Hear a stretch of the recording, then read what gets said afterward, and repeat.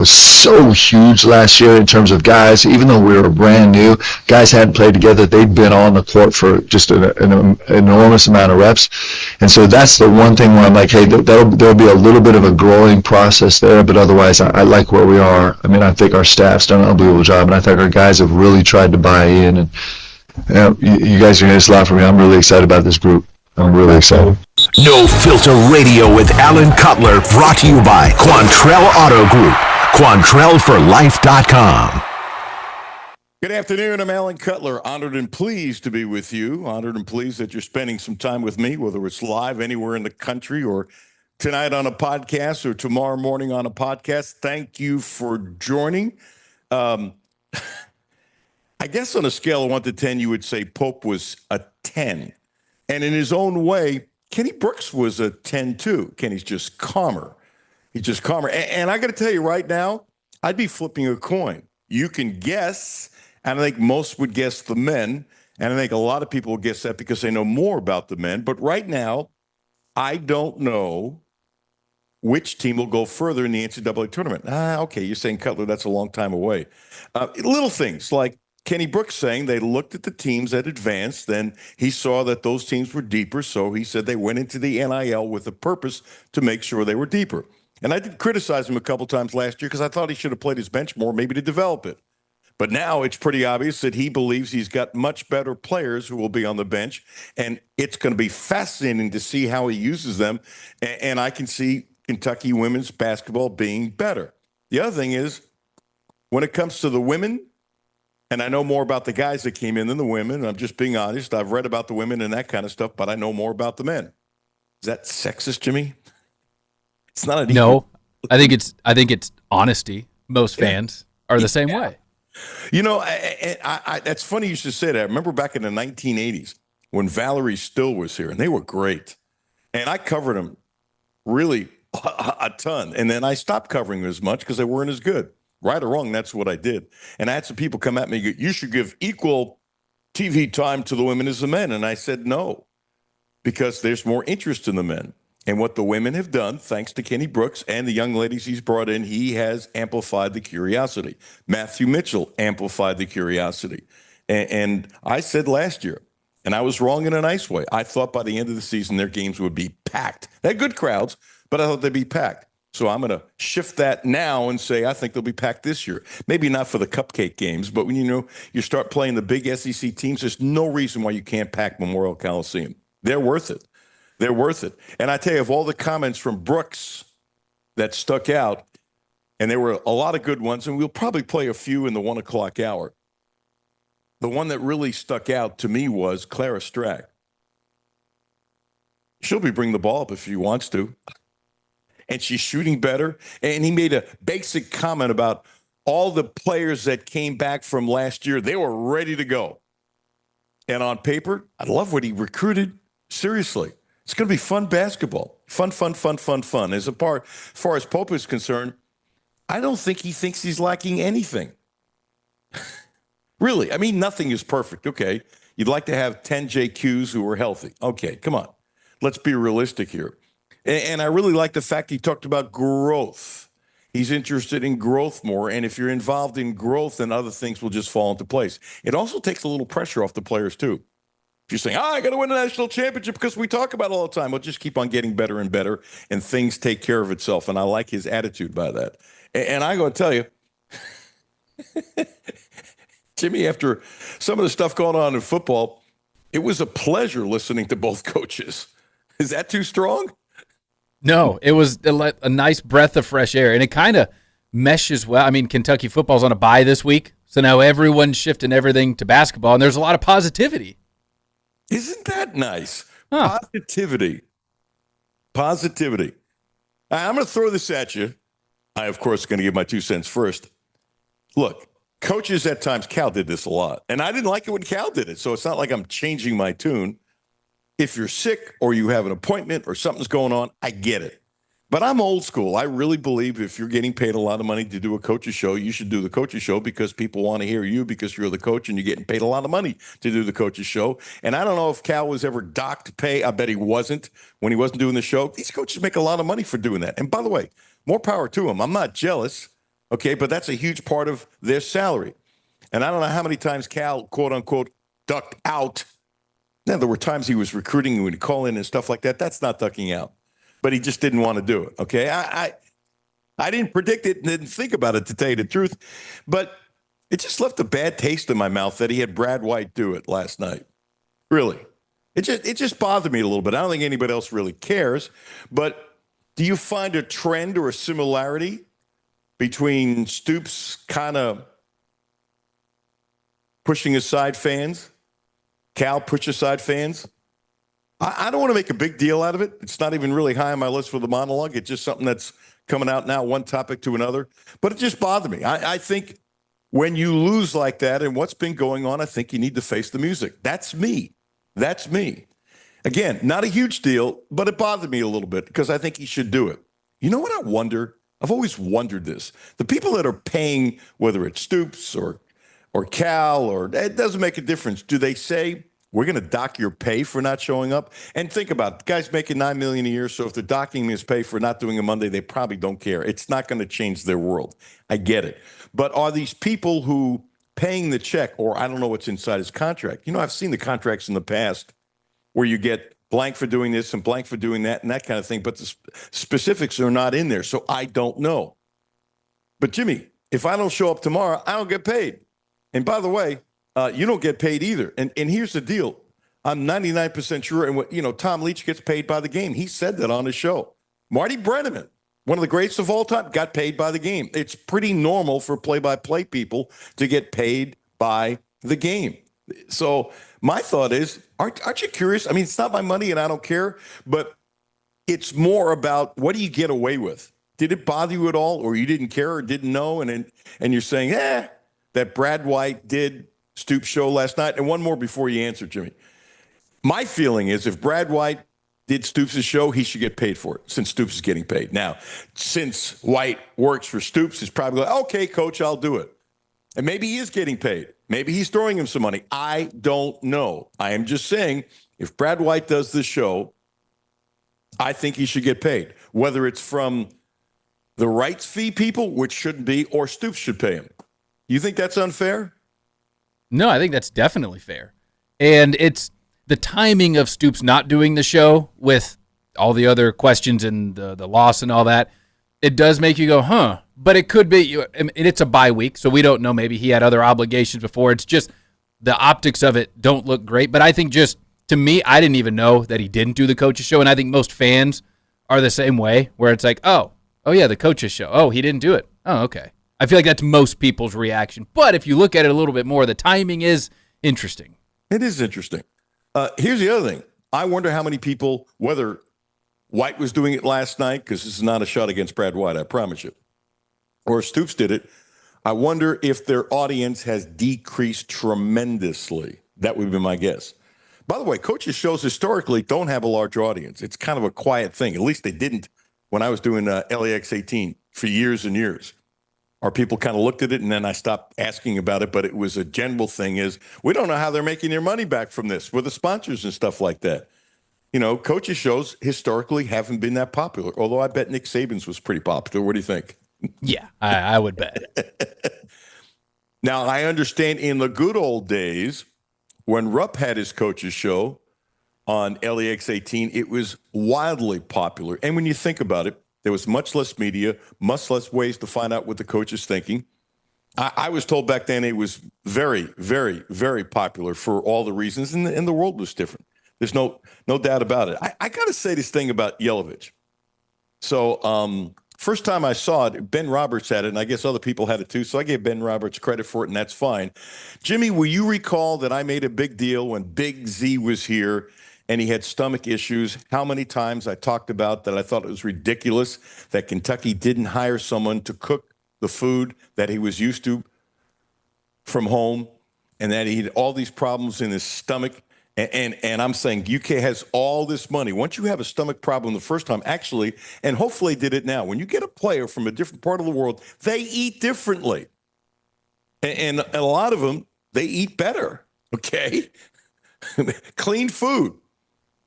America is great, but there are certain parts of the world where people do things differently. Japanese people, I think, eat better than Americans. Now, somebody will say, oh, okay, Cutler, go move to Japan. I'm just saying, it just depends where you are and what you like.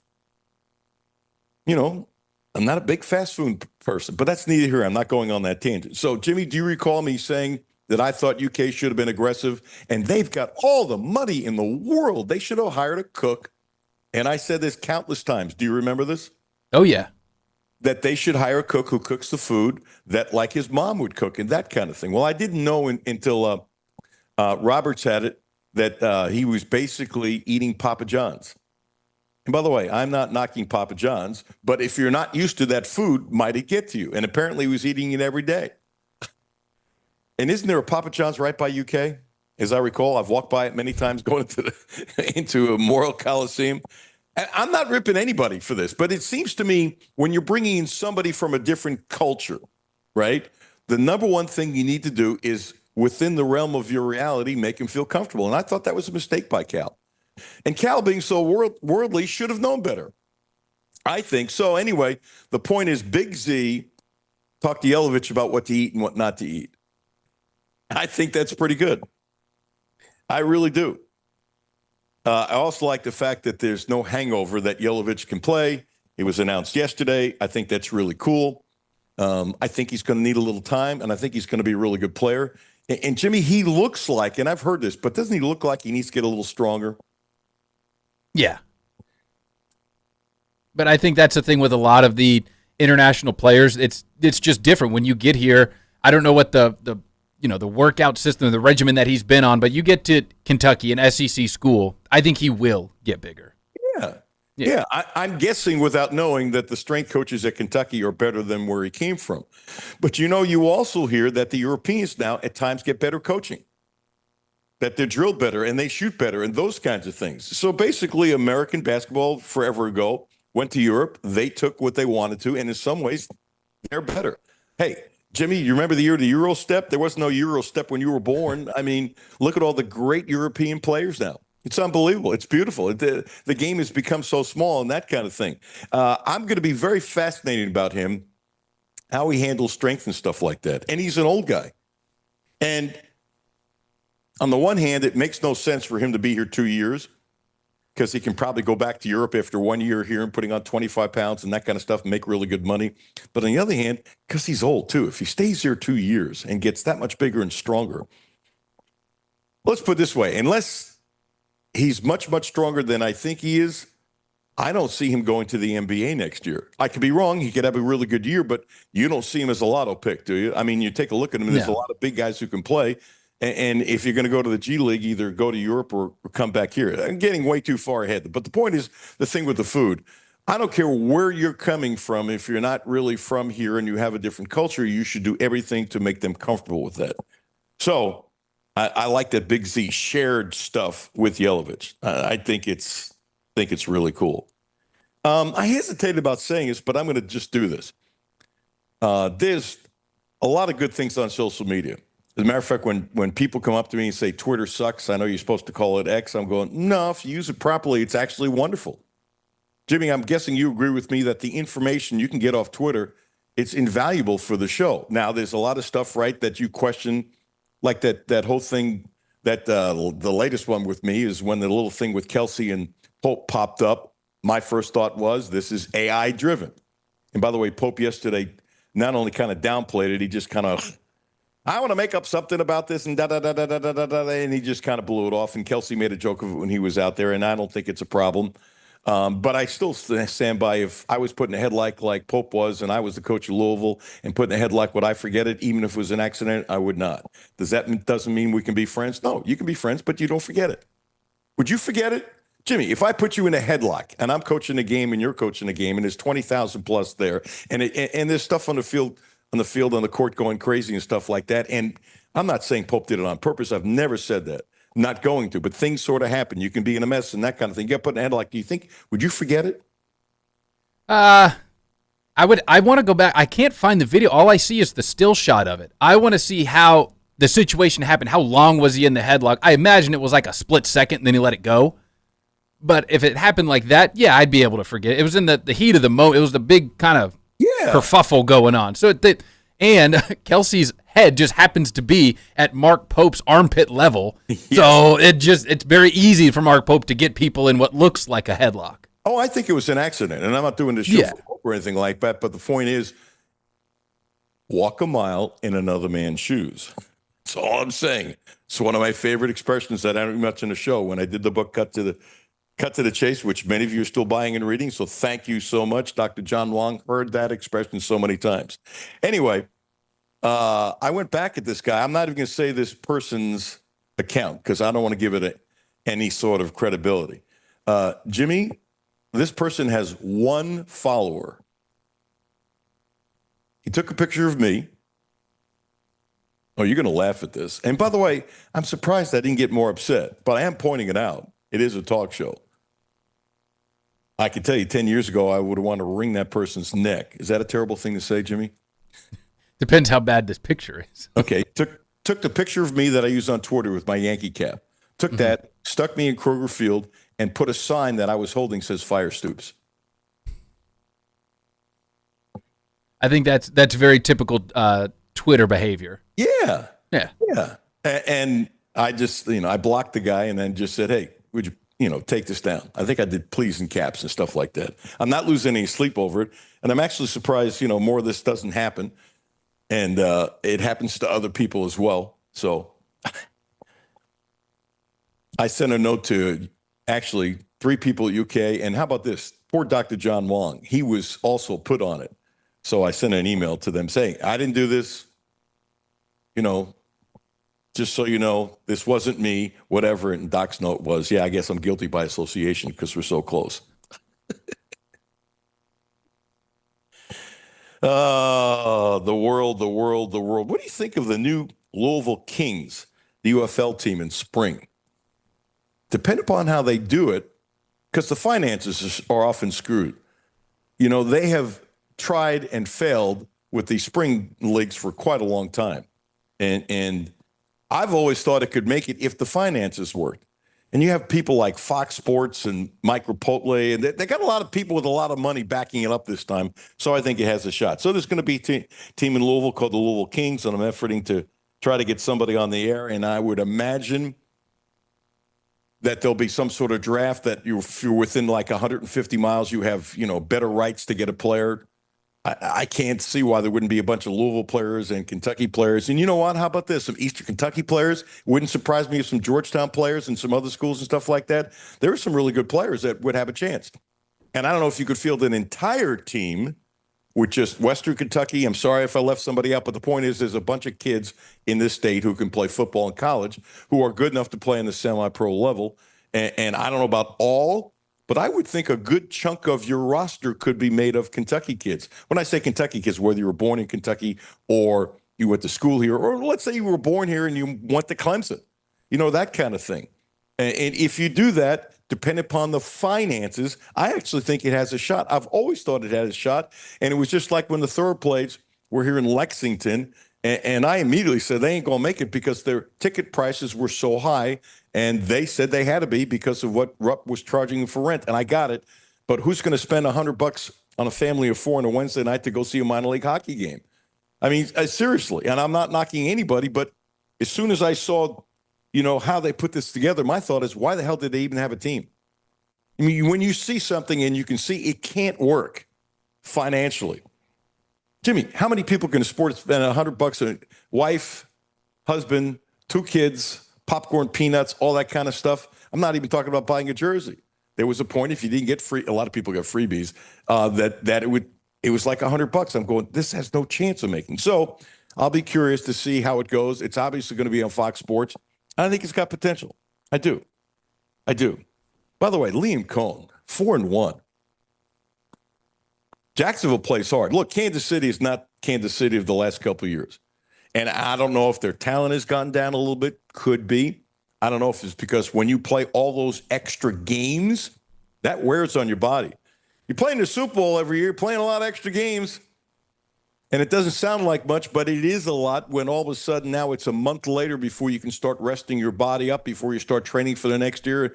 And by the time your body maybe is rested up, you got to start training for the next year. And look, I'm not knocking them. I'm amazed they've been able to do what they've done. Amazed. By the way, Chris Chenault will join us at 12:30. Mark Story at 1 o'clock. At 1 o'clock. I wanted to play a whole bunch of Pope sound in here. I guess my big mouth took me in a different direction. I want to do something first that's positive of UK football. Is that possible? I think you can find a way. Okay. I give credit to Corey Price. He is amazing.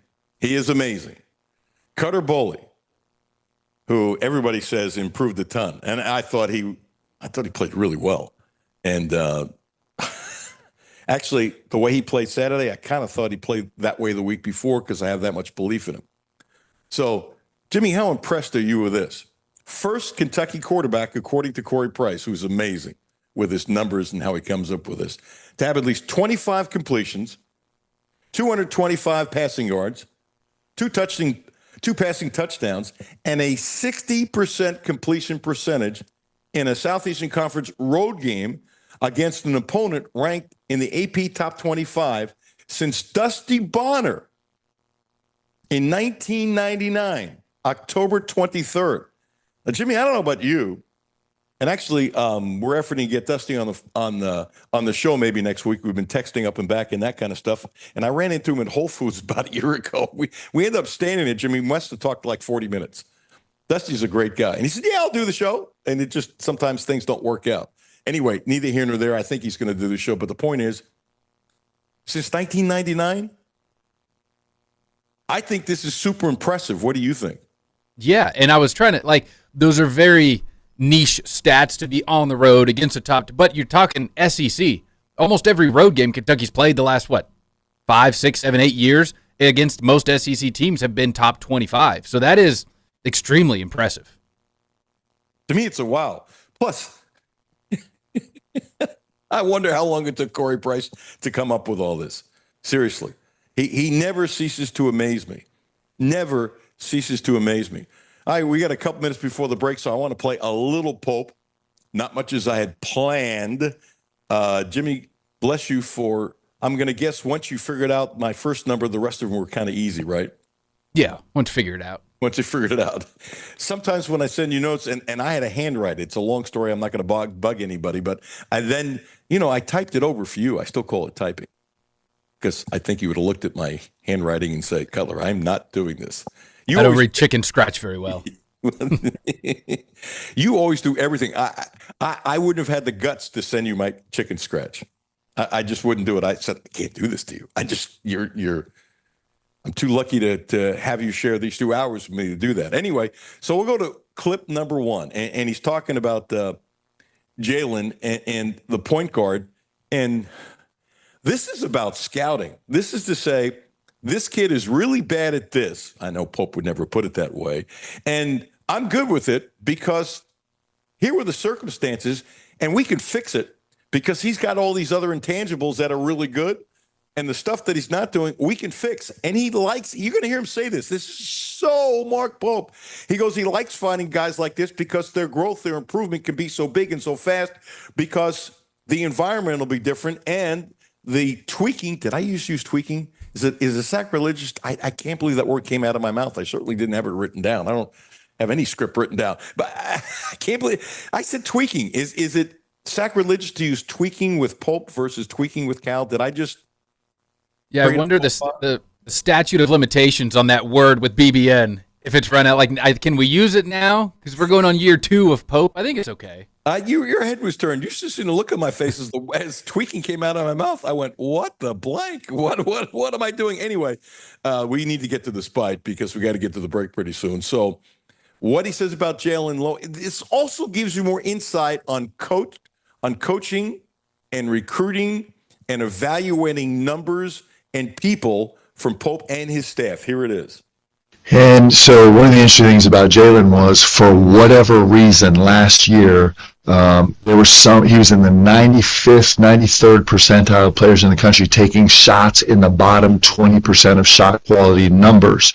And we love when we see things like that, because those are things that it doesn't depend on increased skill. It doesn't depend on hours and hours in the gym. It just relies on a new understanding, a new style of play, maybe a new environment, a new way for J-Lo to approach the game, and we can see quick, huge, massive changes when you see numbers like that. So that's one tiny slice of it. I like the way he owns his shot. I like the way he finishes shot. I like his fearless nature. All those things translate well to him being a way more efficient player. I like the fact that he can get wherever he wants, whenever he wants, off the bounce. You know what I like? And here's the word. Do you use the word tune-up anymore? When I was a kid, eventually, no matter how bad your car was, and I had some really bad old cars, right? You had to tune the car up. Does your generation ever say the word tune-up, Jimmy? Not really. I didn't think so. No. So basically what Pope is saying, hey, look, all we got to do is give this kid a tune-up. I guess only old people know what I'm saying. And he said, I love when we see it. That was really good. It was really, really, really good. And it really gives you insight. Okay, look at these numbers. We can fix that. It's not that difficult. And look what we have. Look what we have. Look what we have. And look what we have. A brand new Volvo. The XC60. My wife is in love with it. She's in love. And really, matter of fact, I told her this morning, I wish you were excited about me as you are the car. Jimmy, I'm not kidding. I did really say that. Did you know what she did? She agreed. Hey, 43 years. Anyway, my wife loves her new Volvo, the XC60. It's really unbelievable.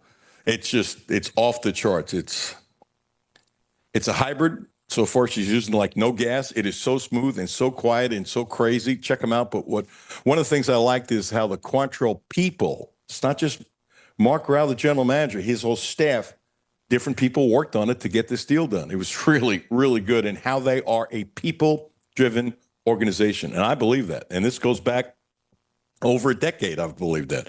So check them out. And don't forget about the Subaru. They've got this deal, 0% interest, 0, 0, 0, 0 on the Outback for 36 months. If you want to spread it out for 72, it's 1.9. Quantrill Family Dealerships, the right place to get your next Subaru. And they promise to get you the best in sales, service, and no gimmicks. Christian Alt coming up next. Alan Cutler, 1300 AM, 92.5 FM. No Filter Radio with Alan Cutler, brought to you by Quantrill Auto Group. QuantrellForLife.com.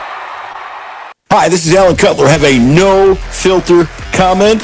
Hit the text line, 859-381-1313. 859-381-1313. Houchins Insurance Group is proud to partner with Auto Owners Insurance, a company that provides opportunity for independent agents to make insurance simple for their clients, offering risk management services that range from a renter's policy for your college student to home and auto coverage for your entire family. Houchins Insurance Group assures you that nobody works harder to keep you protected from life's uncertainties. Reach out to AJ Boss or Zach Bennett at 859-263-2771 to see if Auto Owners Insurance makes sense for you. I'm Kathy Binkaman. Over the holiday, there was an attempted fraud attack. My personal banker, Mary Rose, and I networked together, and the first thing that I thought of was I have to text her. And it was just within the next few minutes, there was an entire team that came together collectively. And that's just not the type of service that you typically get from your bank. That's Kathy's story. Now let's get to work on yours. Republic Bank. Time to thrive. Member FDIC. Hi, this is Alan Cutler. The Quantrill Auto Group has a great deal for this month. Subaru. The Outback is special, so check this out. 0%. That's right, 0% interest for 36 months. And if you want to spread it out to 72 months, 1.9%. What a deal. 0% interest for 36 months. Don't forget, the Quantrill family of dealerships is the right place to get your next Subaru, and they promise you the best in sales, service, and no gimmicks.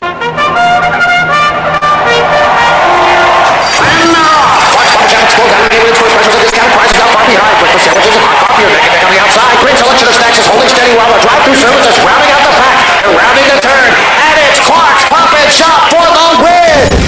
Get in the winner's circle with Clark's Pumpkin Shop. Stop by and pick up 5-hour energy shots, 2 for $4.99, or Rolade sticks. Buy one, get one free. Clark's Pumpkin Shop. Return, refresh, refuel. Back to No Filter Radio with Alan Cutler. Podcasts on Apple, Spotify, and Google, Monday through Friday. Welcome back. Alan Cutler, 1300 AM, 92.5 FM. I don't know if he's tired. I'm reading his look wrong, but I see fire in his eyes. Maybe about now. There's okay. You know, this big tough dude has got a really nice smile, so I saw the smile. Number 2 tackler all time at the University of Kentucky in the UK Athletics Hall of Fame, track and football star at Henry Clay. I'm proud to say, my friend, Mr. Chris Chenault. You disagree with any of that? No, I like it. Keep it going. Okay. Oh, you want the introduction to go 25? You've been the topic lately. A little bit. Days. A little bit. And you know me well enough to know I knew it was going to happen, but I didn't do it for that reason. You know me and how I am. The thing about it is, I've been hitting at that for how long? You said it would never happen. You don't think you could keep it a secret? What happens in the dark comes to the light. Well, there's still a lot of secrets in all sports. Yeah, come on. You guys had secrets that I don't know that would have been really good stories, yes or no? Oh, most definitely. Okay, you're an honest man. Yeah.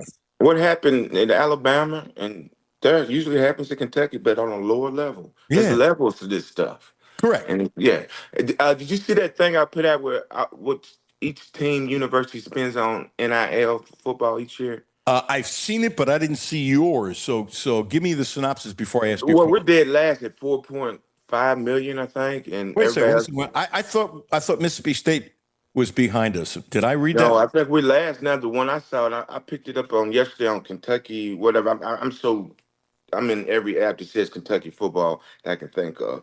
But it flashed across my page, and I just looked at it. I should have sent it to you personally, but I was just amazed at how low it was. But he's won with that amount of money before in the past.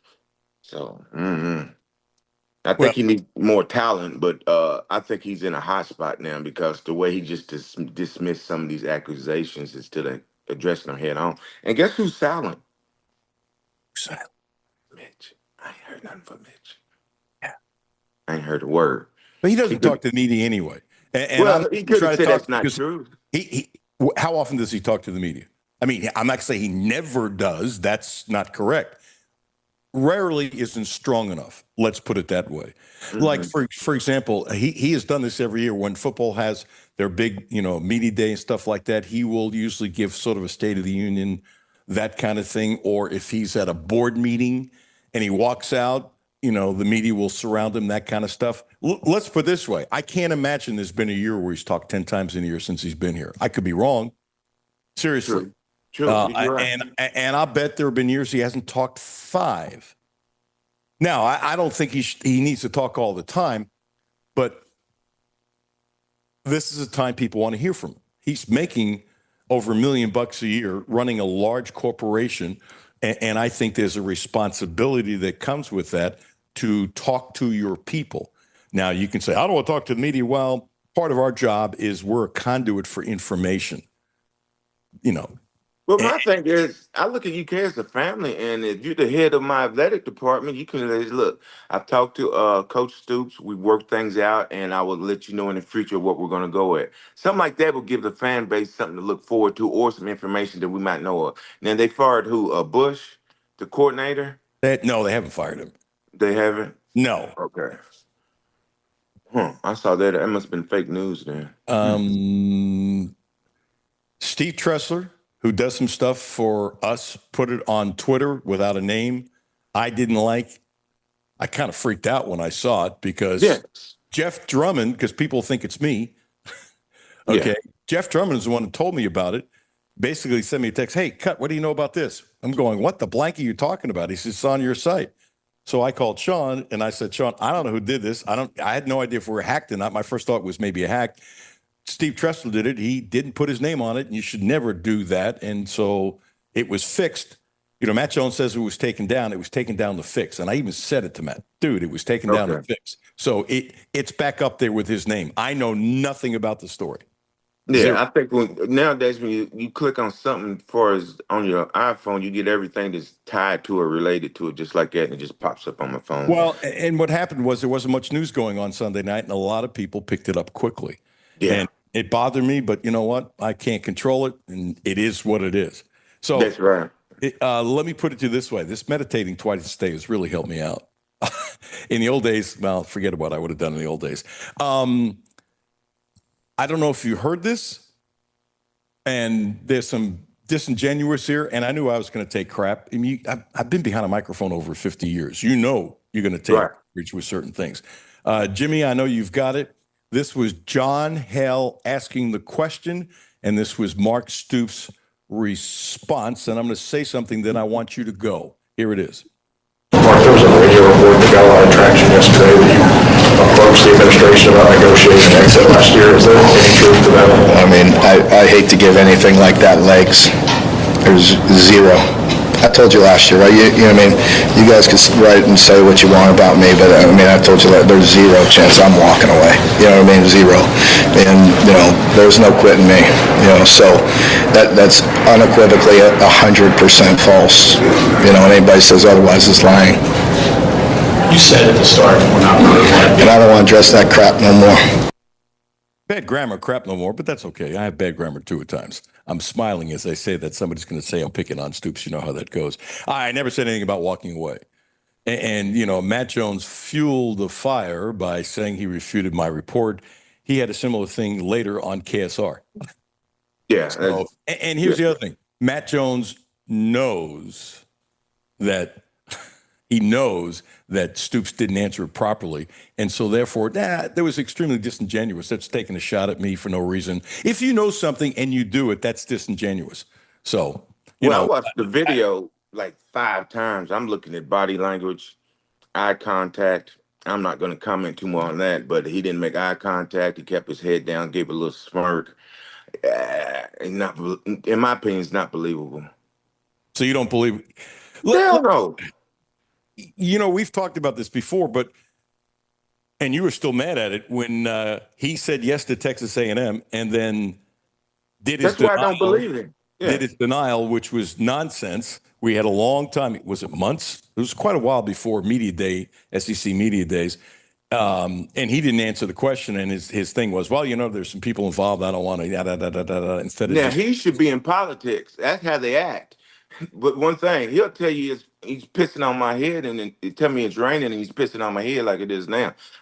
His credibility. I mean, I like his far saying he's not going anywhere and he said he could rebuild this.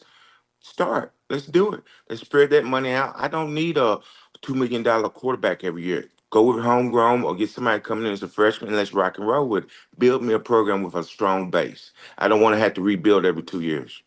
so are you good with Stoops ends up being the coach next year? Or are you going to say, let's make a change now? Or are you going to say, let's see how the rest of the season goes? What is your training say? He's banking on this season, so let him play his cards. Let him play with his whole staff, see what it's going. I don't know if he's gonna have a win-loss thing that we can look at to prove it, but I want to see no quit like the first half in Georgia. I still think we don't have the second team. It reminds me of my days, it's just like in the second half, they just couldn't compete a little bit, and everything was pinpointed. I want them to stay aggressive, but he's got to do better in his recruiting. If he needs help, put it out there. Say, look, this is what I'm going through. Right now, he's so secretive and trying to protect his own behind. And I know he wants to win to save face, and I'm hoping that's what's going to drive him to get back to that winning ways. But I don't think he's going to get a renewed contract when this phase is out or gets low enough where they can buy him out. He'll never get a That's new something contract. remarkable. Yeah, he's got years and years to go. Yeah. That's not 1,000,000 to 1. That if he won every game for the rest of the year and wins 10 games next year and 10 games the year after, I guess he could get, but it's 1,000,000 to 1. He'd leave. If he went that route, he'd still leave because of what's going on now. His credibility's gone. I'm a young recruit. I'm not going to nobody who tried to leave in the midnight hour to go to Texas A&M. And now this crap, no. Play out your contract or get low enough where we can buy you out. And like I said, 10 years long enough, I thank him for what he did for us. I got to wear my UK football shirts all over the place. But now I can't. You got guys making posters, jumping in the air, curling their feet, holding hands. I mean, UK football. I got one guy that came on there said we told us to go to the ACC. That breaks my heart. We got to get back to that ground and pound.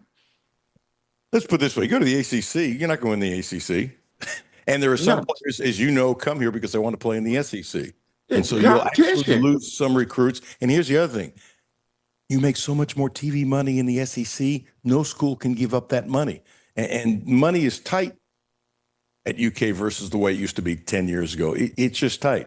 It's just the way it is. So you didn't believe the statement. Let's leave it at that. Correct? Yeah, I don't believe it. I would have went in more detail if someone accused me of doing something I didn't do. That's just me. And I think he had the same moxie. He looked down, said he's not going to address that no more because he didn't have the words to reply to it. That's simple, common law. Oh, I think he was ready for the question. Let's put it this way. Do I think he heard? No.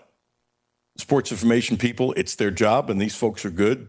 Their job is to prepare their head coach as to what's going on. That's their job. And do I think whether it was Tony or Susan, or Evan Crane, probably not Evan Crane, but it's probably either, Tony Neal, Susan Slacks, were they taking care of him? I have to absolutely believe it. They're too good at what they do. He could not have been surprised by that. What I thought was interesting, the press conference was almost over before John Hale asked it. I wonder what John Hale was thinking. Let's see if somebody else asked it. Oh, nobody's going to ask it, so I'll ask it. And by the way, that does happen. That absolutely does happen. I'm not being negative towards anybody. It shouldn't have been the first question. Duh, no, you got the game and that kind of stuff. But I could feel it because I've done this, been through it seems like 1,000 press conferences. Like, okay, who's going to ask the question? Who's going to ask the question? Who's going to ask? It's just, I'm being silly, but it's the truth. And let me throw this at you. And this is Corey Price. I used it in the monologue. I don't know if you're listening or not. Yeah. Corey Price is just crazy good at this stuff. Cutter Bowley, first UK quarterback to have at least 25 completions, 225 yards passing, 2 passing touchdowns, a 60% completion percentage in an SEC road game against an opponent ranked in the top 25 since Dusty Bonner against number 14 Georgia on October 23rd, 1999. I think that's pretty blank impressive. Well, it just goes to the point. He has it. Like I said before, should have started the season out with him. Should have believed him to begin with and saved that whatever they gave that quarterback could get us some wide receivers. I kept receivers we had that are at LSU and Nebraska. We should have kept them. One of them was a homegrown. Yeah, because of the money. He got $800,000 to go to Nebraska. I'm going to guess it wasn't money. I'm going to guess he was sick and tired because I've been told this, okay, from somebody close to him.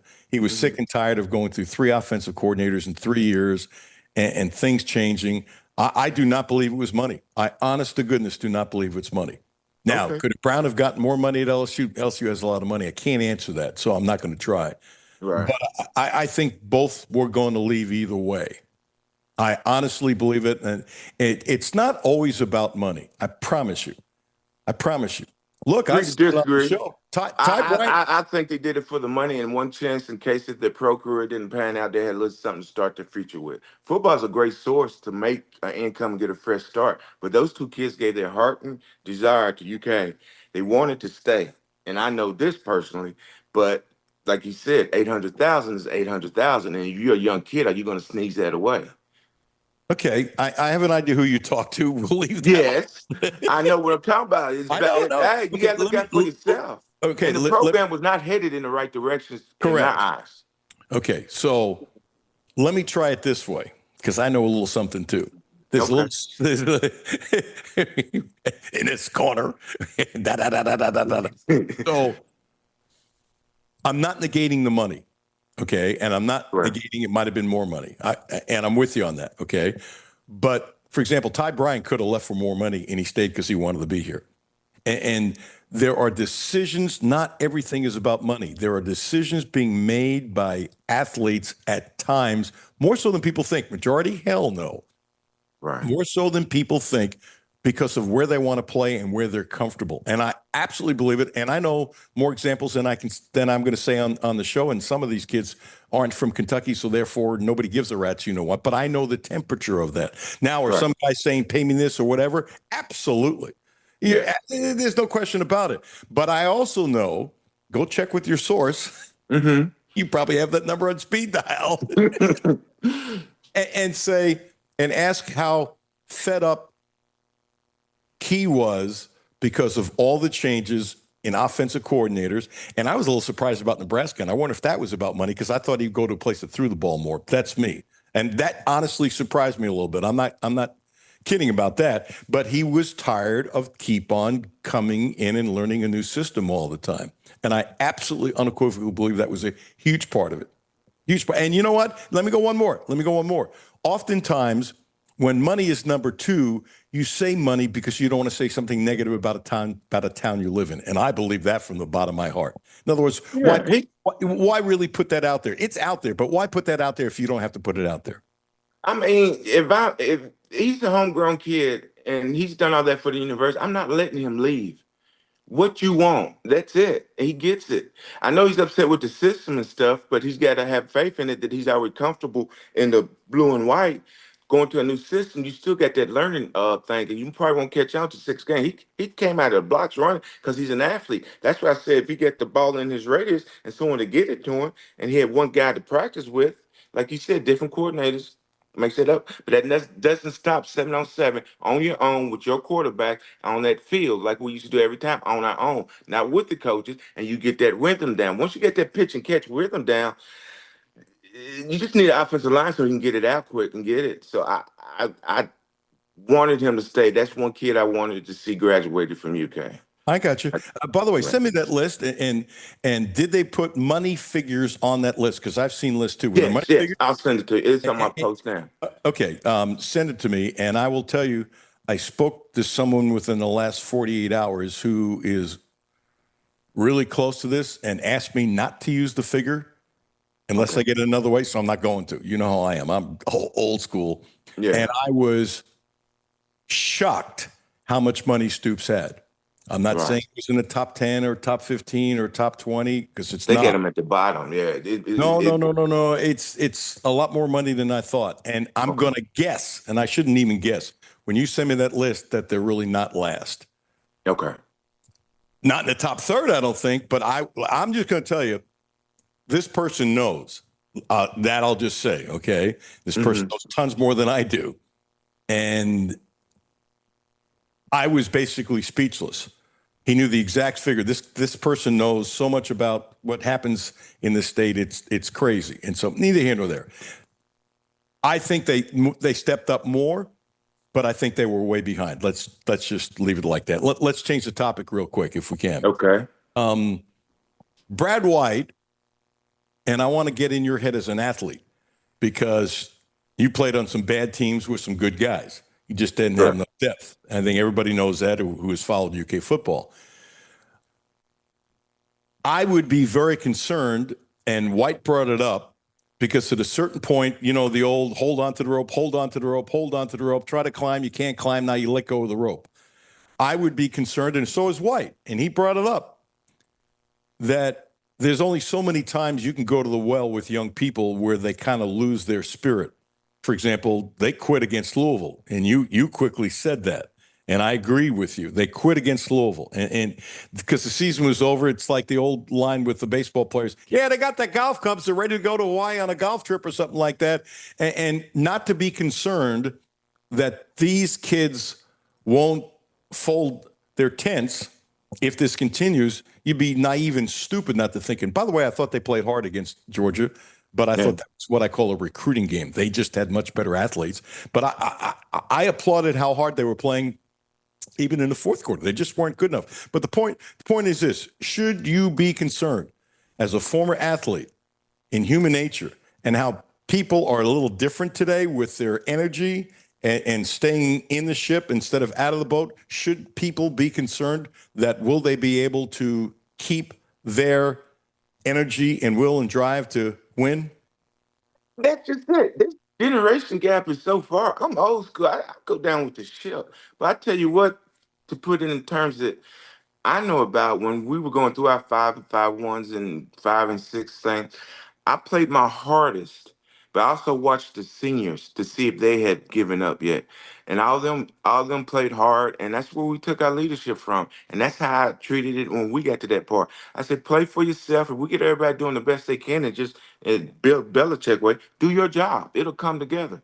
But like you said, fourth quarter always bit us in the butt because I know I'm out there gasping. And if I could just play, 2 series, take a break out you're much prepared for that fourth quarter. I think UK's thing is as long as they don't get blown out, because way social media is today, it can take. They're not going to stay off social media. They're going to keep looking at it and keep looking at it, just like it pops on my algorithm on my phone. I don't know. I have to see halfway through the season. I cannot judge this youth age because I work at Red Mountain. I see them coming out today. It's just a different mindset than I have. Is it a legitimate concern? Oh, it's a major concern because if they give up on the coach and the season, it's just going to be a tailgate party every Saturday. Or maybe some people will stop even tailgating. You think they'll tailgate because they love to tailgate. It's about friends and getting together and those kinds of It is because even when the stadium is low, it still got that sound effect. And when you really out there playing, you look at the crowd, look for your family, then you zone in. I'm tunnel vision all the way, even when in the workplace. I just hope that they don't get too negative on social media where the kids see them because they got to still remember, directed toward the coaches, they earn the money for it. Don't do it towards the kids. Agree. I'm going to ask you a question. I'm really comfortable if you don't answer.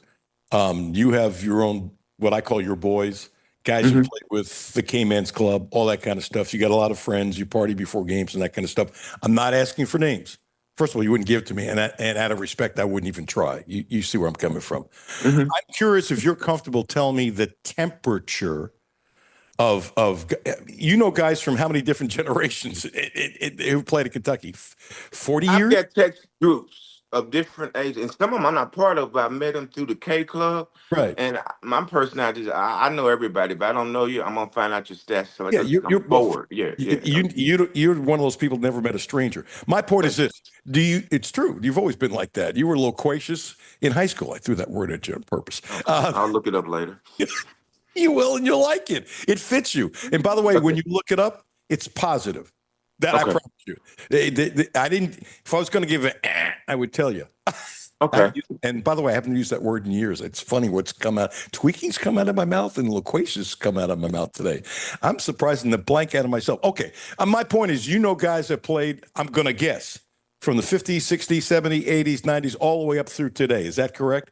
Correct. That's where we text during the game. Oh, is that when we get to it? Yeah. Oh, let's put it this way. And some of the text messages you ain't never going to tell us on radio because you can't use those words. And I get it. It's part of the brotherhood that you have. Long-winded question. What is the feeling, general feeling of the guys that you know who bled for this program like you, going from the 50s to today? If you could give us a feel as to what they think is going on with Stoops and the program and not winning recently, how are they feeling? They're 6'7". That's what the kids are saying now. 6'7". I don't know what it means, but I know through my text messages, Georgia game, first half, everybody was saying, oh, good job. They missed this. They got to get to tight end. Watch the quarterback. They're involved in it because they want to see him win. And we remember the times when Stoop was high on his ground and they had that far behind him. But towards the end of the fourth quarter, most of them was like, this season's lost.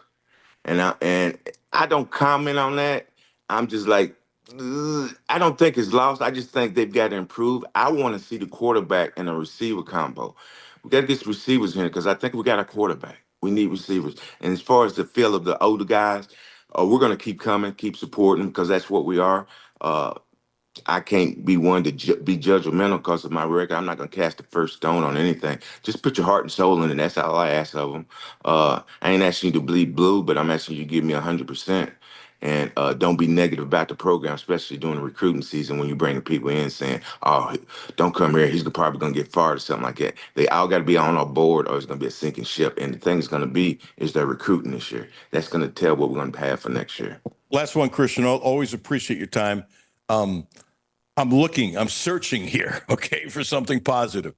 This kid, Cam Miller, made some really nice plays as a freshman. So my theory is Cutter knows Miller better than he knows the guys who've been starting because he's been throwing with the twos. So, and I like how Cutter said after how proud he was of Cam and he's my guy and all that kind of stuff. He's going to be positive anyway. But, you've done this. You can feel something when it's a little bit more. Okay, so I am looking for something positive here. I really am. Is it possible? Because Cutter didn't work with the number ones when it was disingenuous to say it was a quarterback competition. You cannot have a quarterback. We've talked about this. You agreed with me. There ain't no quarterback competition unless you split the ones 50-50 and the twos 50-50 and then decide. So that was just BS. And to me, that screams of a lack of credibility when stuff comes out of a coach's mouth. I don't want to be piling on Stoops, but that's what I believe, and I know you do because we talked about it. But my point is this, and I'm not shucking that for your answer. This is what I want from you.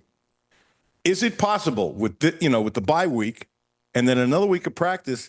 Now Cutter's had about 4 or 5 weeks. Is it 4 or 5?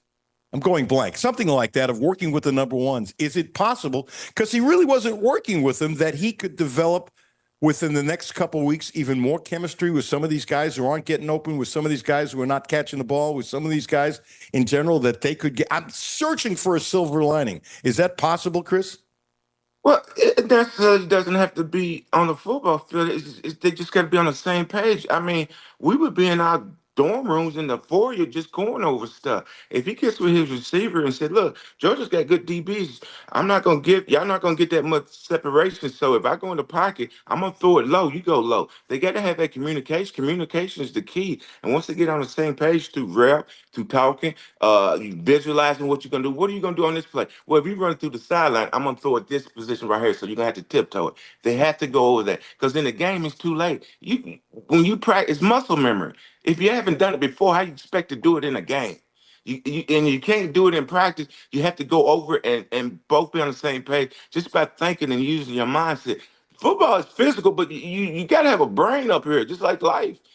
Life's tough. It don't owe you nothing. You gotta, if you want something in life, you got to get it yourself, and you can't expect nobody to give it to you by coaching you.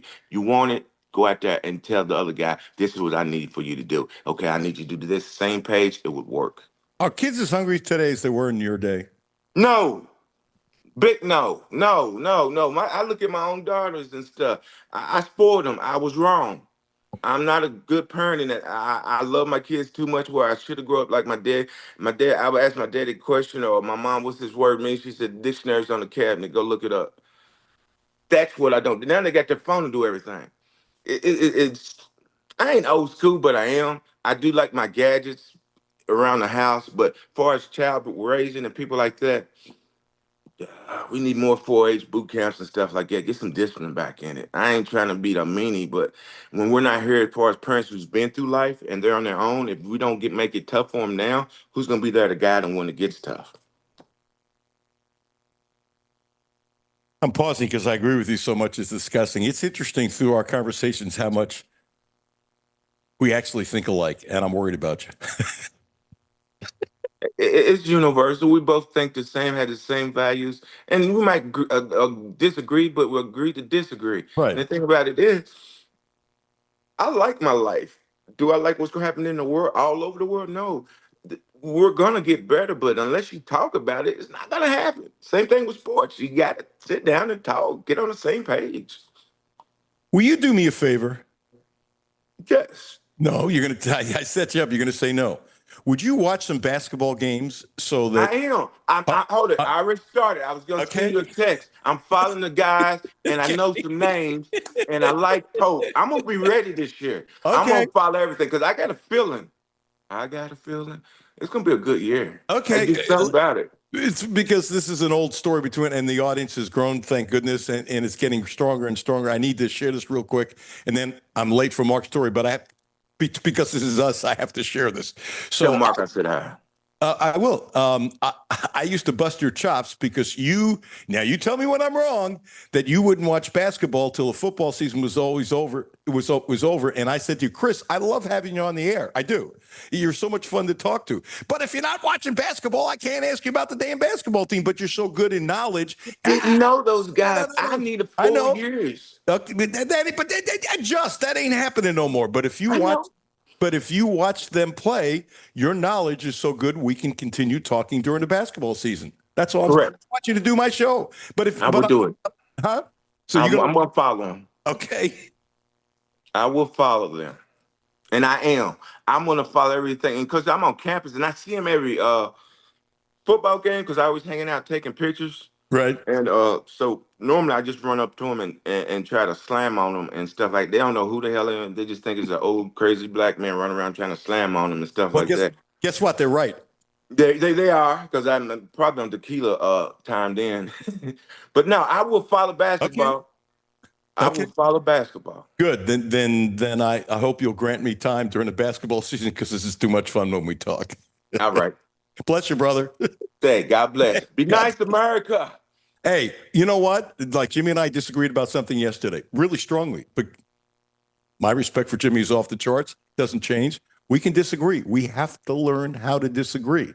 Yes. We have to learn how to disagree. Ain't nothing like a good debate. Yes. Whether you win or lose. That's true too, but without any repercussions. It's like can't stand that stuff. We got to get better as a country. Bless you, Chris. You too. Take it easy. Have a good one. Send me that. Text me that. I'm gonna do it now. I wonder if that's the same thing I saw. Christian All is great. Jimmy, is he great? Seriously. Always. And he's gonna watch basketball now.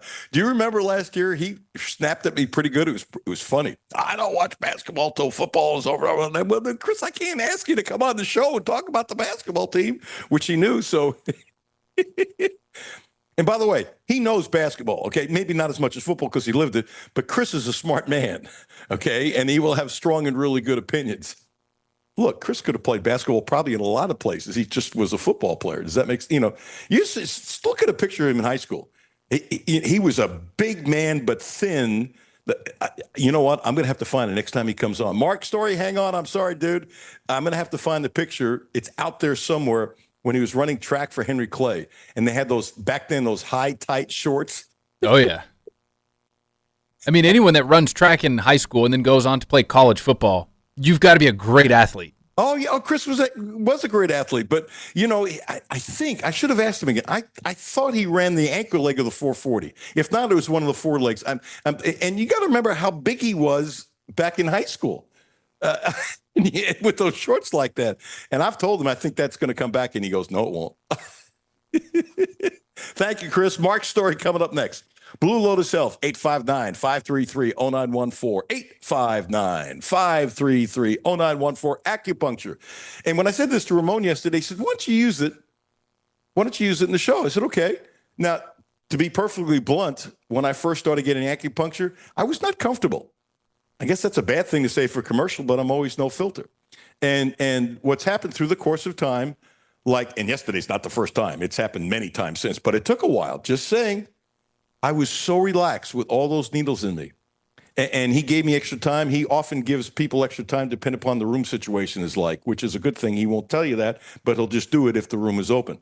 So I got an extra about 20, 30 minutes. And Jimmy, I want to tell you, when he came in, he said, you want an extra 10 minutes? Sure. He came back and I seemed really quick. And I was done. And I'm going, it felt like 20 minutes. It was an hour, maybe an hour plus. And I was so relaxed, which means the needles help you even more. Acupuncture. I'm telling you, I had to get used to it. I really did. And it's a blessing. It was quiet and peaceful, and I never thought I would get to that point. So he said, why don't you say that? Okay, I did, because it's the truth. And it's unbelievable for your health. Blue Lotus Health on Versailles Road, now also providing a licensed massage therapist, 859-533-0914. Use my name with Ramon. Use it. He's a special dude. Alan Cutler, 1300 AM, 92.5 FM. No Filter Radio with Alan Cutler, brought to you by Quantrell Auto Group. QuantrellForLife.com. Hi, this is Alan Cutler. Have a no filter comment? Hit the text line, 859.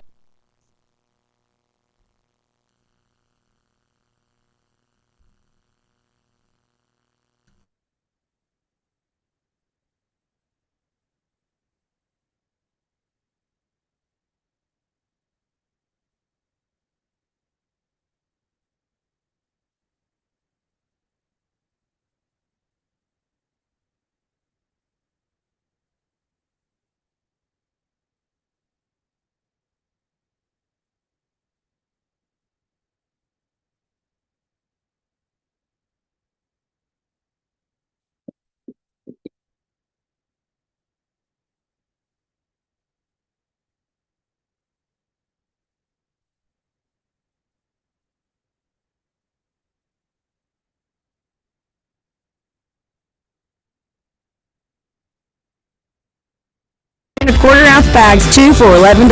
Clark's Pump and Shop. Return, refresh, refuel.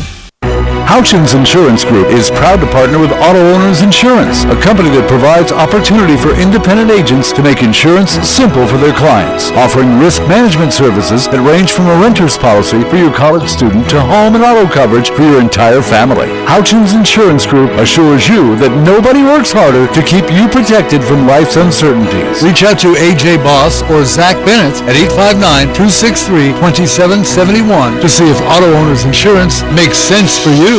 I'm Kathy Bingaman. Over the holiday, there was an attempted fraud attack. My personal banker, Mary Rose, and I networked together, and the first thing that I thought of was I have to text her. And it was just within the next few minutes, there was an entire team that came together collectively. And that's just not the type of service that you typically get from your bank. That's Kathy's story. Now let's get to work on yours. Republic Bank. Time to thrive. Member FDIC. W223CV Lexington. ESPN Sports Radio 1300 and 92.5.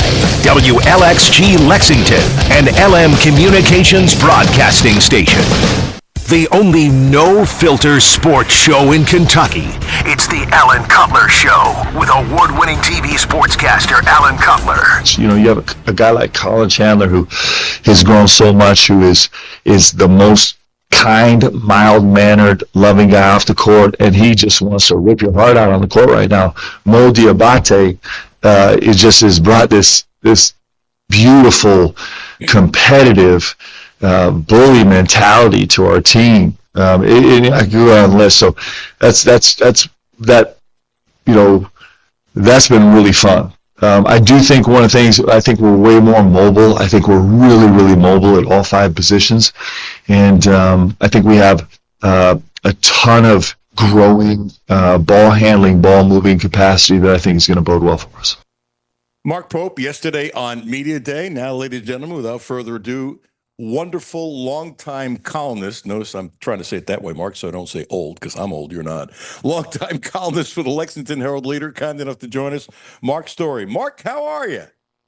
Great, Alan. How are you? I'm for an old geezer. I got no complaints. So whether it's that soundbite from Media Day, from Pope or whatever, just your general thoughts of what you heard. And it's always a lovely hype situation, but you know, how do you delineate hype from reality? And did what you heard and saw yesterday say, hey, this team could be better? I expected this. Just whatever your thoughts were from, talking with Pope and the players and those kinds of things.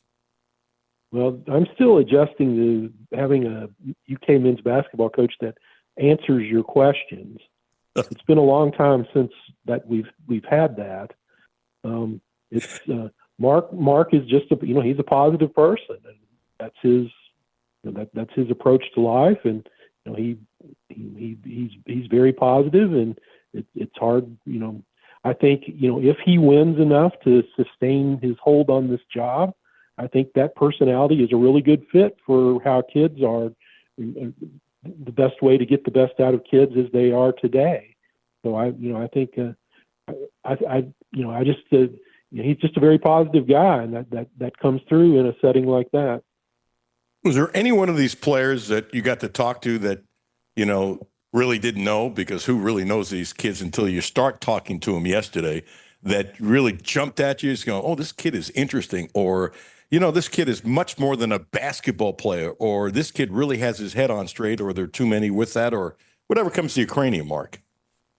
Well, I wrote about Jalen Lowe out of yesterday's event, so I spent most of my time speaking with him, and he is a great talker. He's very engaging. So if he has a good year, that would be good for us in the media, because he's a good talker.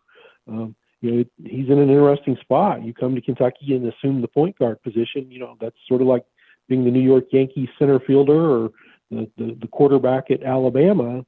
That's a position that comes with expectations, and he's an interesting player because last year at Pitt, a lot of his metrics, he averaged, I think, over 16 points, but he was kind of a high volume shooter, and a lot of his shooting metrics weren't very good. But Mark Pope had an interesting answer to why they were attracted to him, because when they broke him down, the metrics showed he was taking a lot of hard shots. And Mark basically said, we get excited when we see that in a player that is otherwise talented, because we can put them in a system and get them better shots, was the gist of it. So I think he's really important to the team, Jalen Lowe, and I'm really excited to see what he does. By the way, we played that soundbite. Wow. Jimmy, hold on, Mark. Hang on.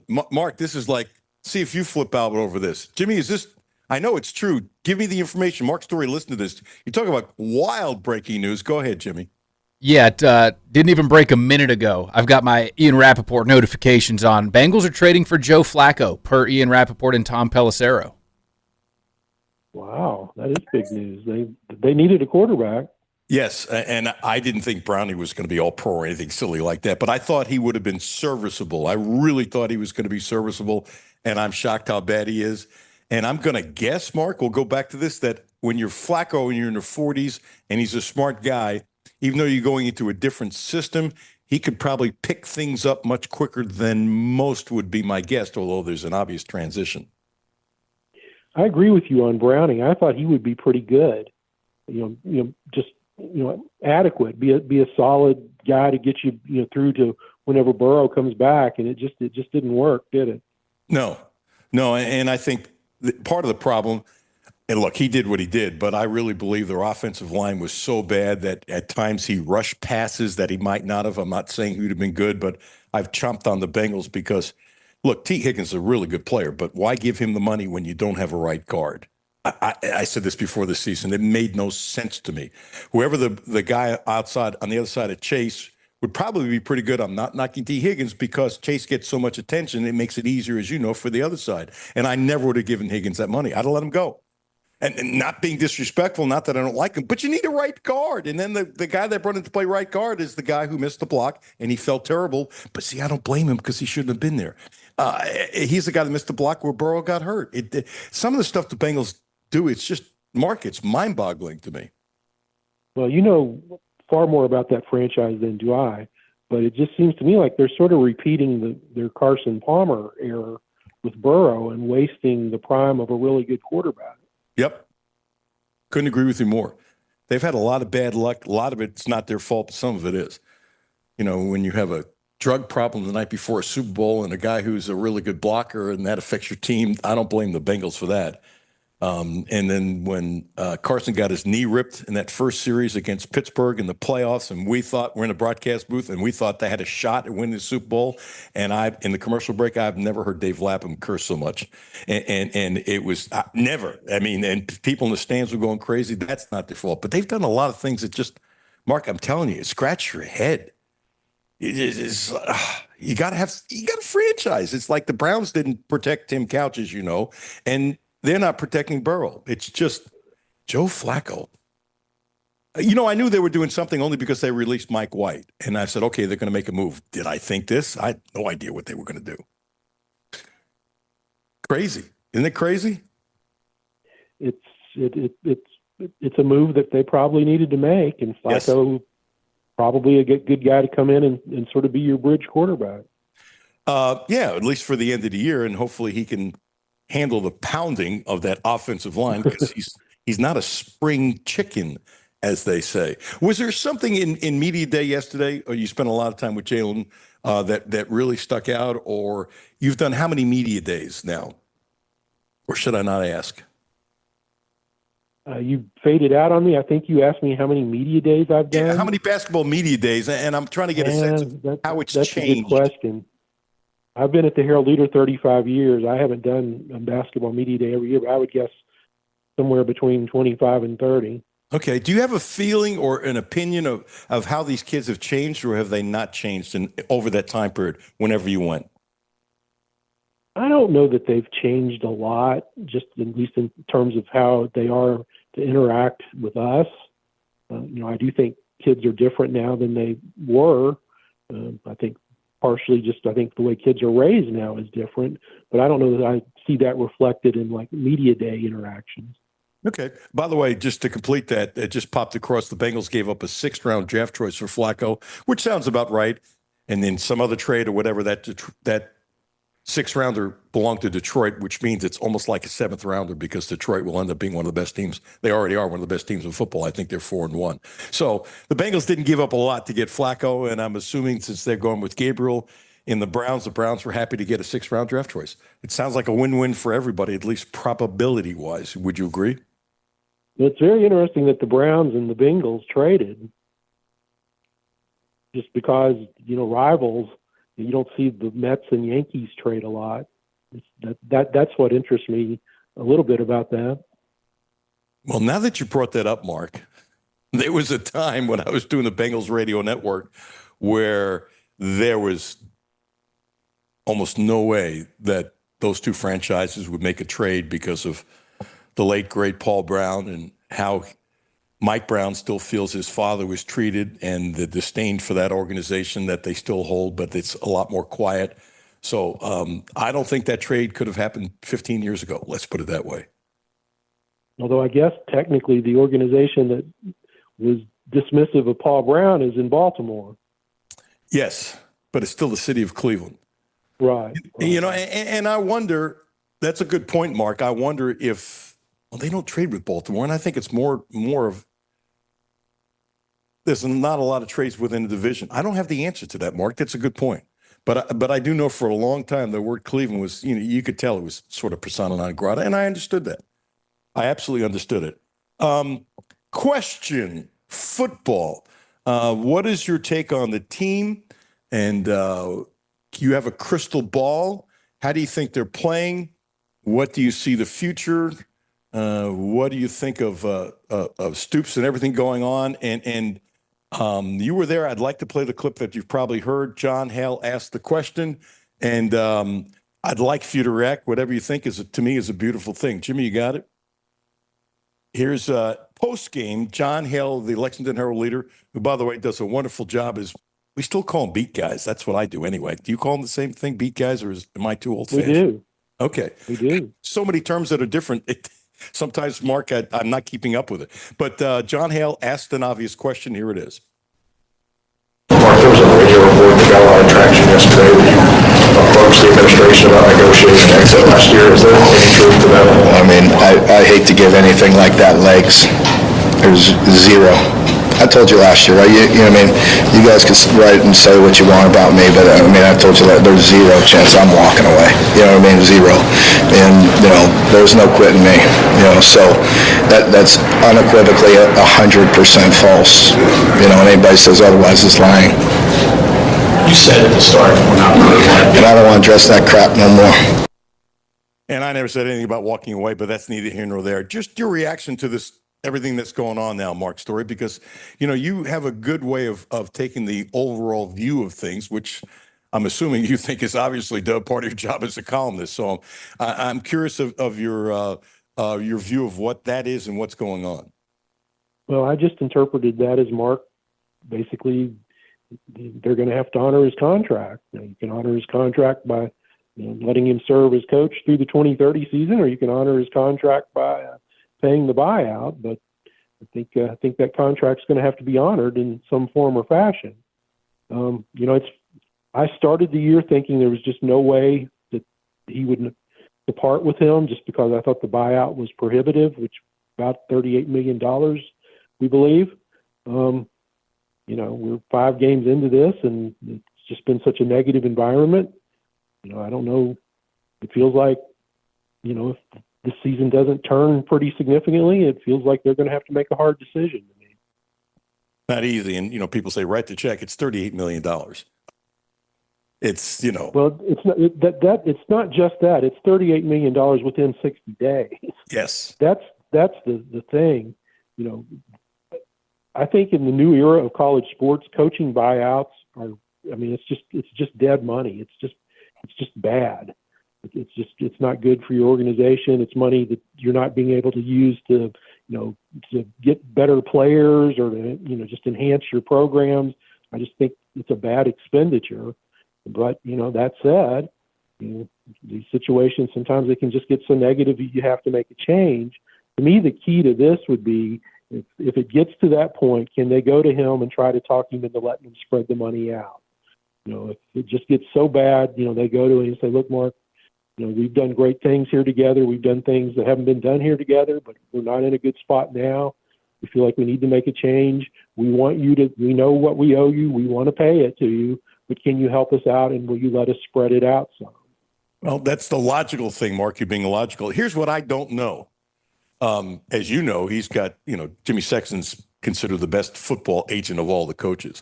And I've always wondered these things. I don't know if it's true in this case. Can't tell you that. I don't speak to Sexton. He's not on my speed dial.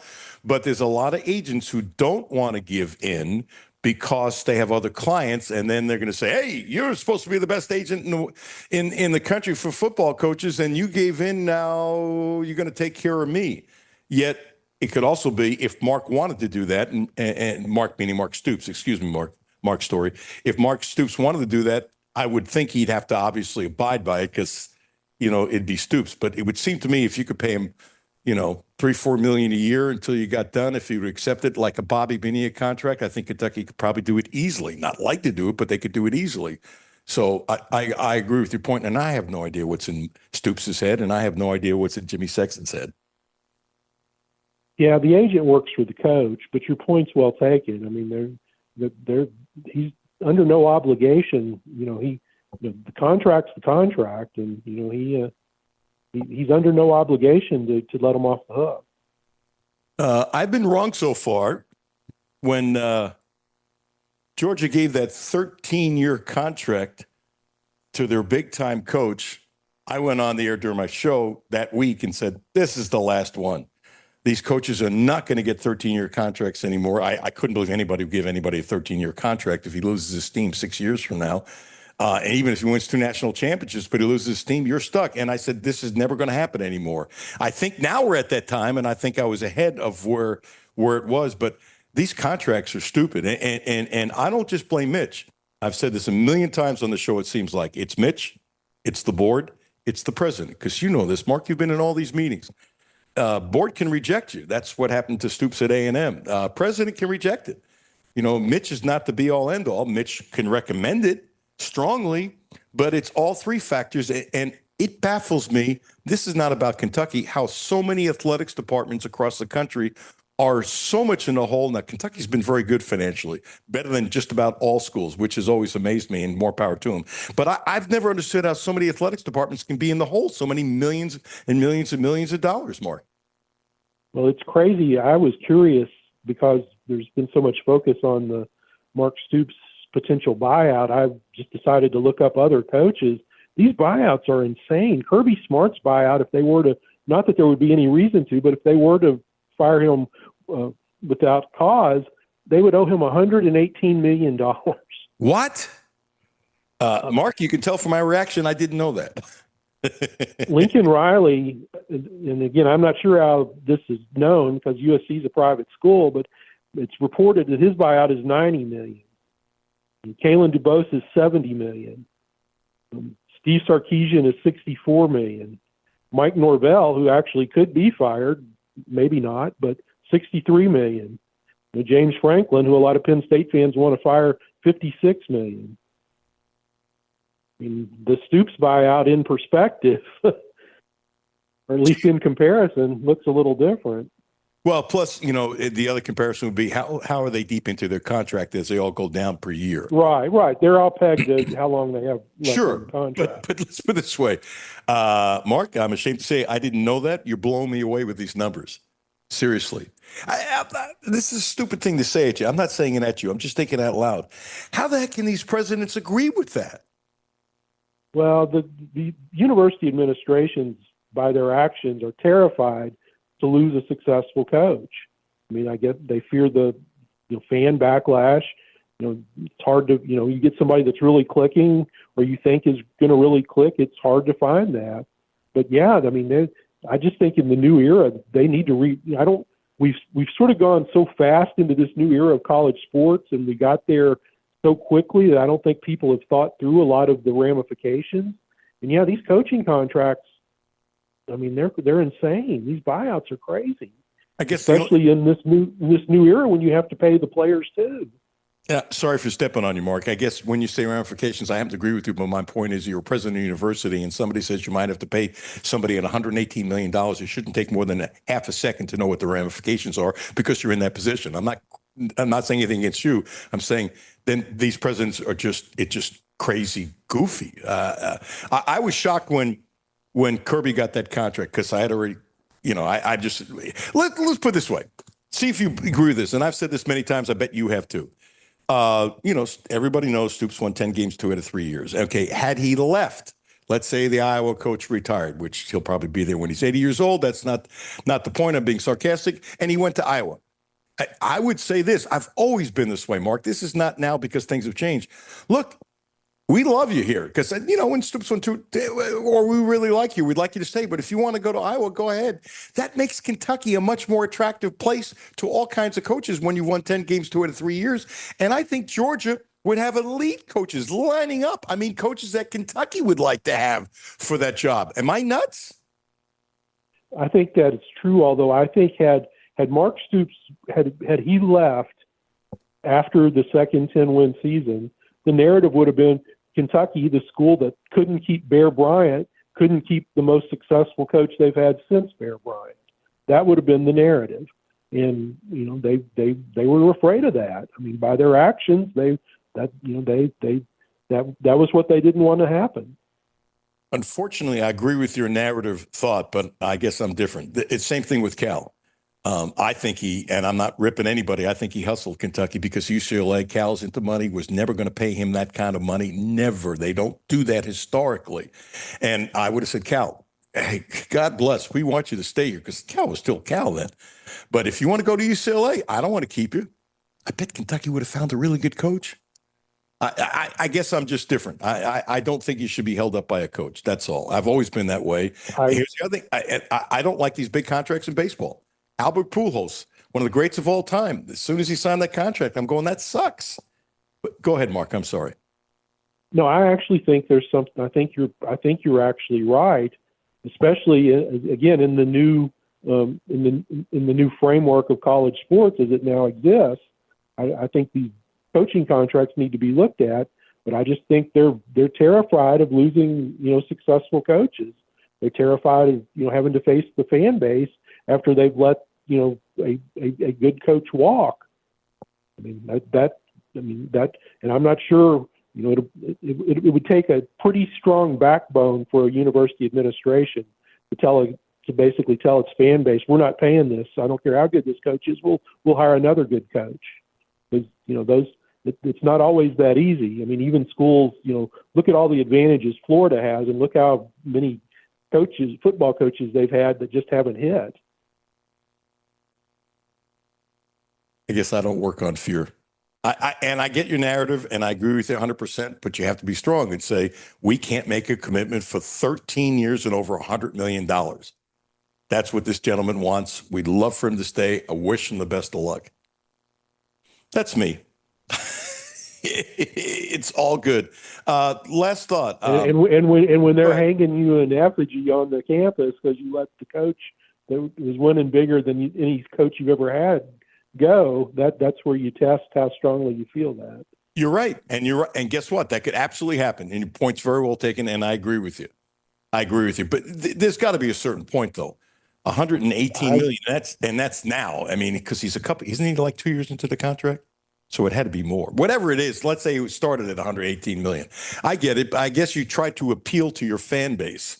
And, a lot of people would say exactly like you said, now you can't let him go. I don't care about the 118 million. It'll never be bad. Okay. It's not the first or second time somebody's going to disagree with me. Last thing, women's basketball. Kenny Brooks' comment yesterday that he looked into teams in the NCAA last year and they had a deeper roster, so they were looking that way in the portal and specifically trying to build a deeper roster, and he says he has.